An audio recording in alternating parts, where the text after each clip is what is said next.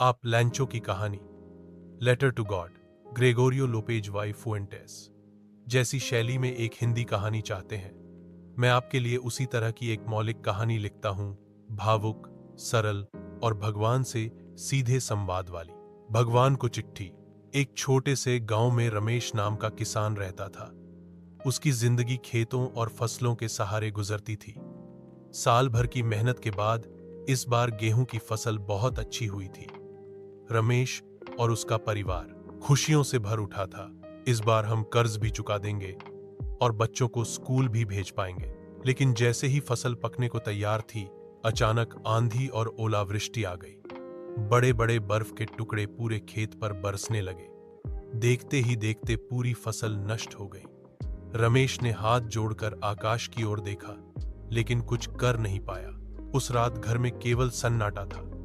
बच्चे भूखे सो गए और पत्नी की आंखों में आंसू थे। रमेश देर तक छत की ओर टकटकी लगाए रहा। अचानक उसके मन में एक विचार आया, भगवान ही हमारा मालिक है, वही हमें बचा सकता है।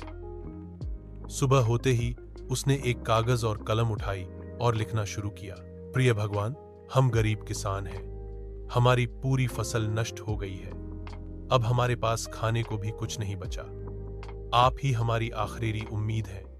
हमें कम से कम 100 रुपए भेज दीजिए, ताकि हम फिर से बीज खरीदकर खेती कर सके और परिवार भूखा न रहे। उसने लिफाफे पर लिखा, भगवान के नाम, और चिट्ठी डाकघर में डाल दी। डाकिया ने जब यह चिट्ठी देखी तो मुस्कुराया। वह चिट्ठी लेकर पोस्टमास्टर के पास पहुंचा। पोस्टमास्टर ने पढ़ा तो उसकी आंखें भर आईं। उसने सोचा, इस आदमी का भगवान पर कितना अटूट विश्वास है।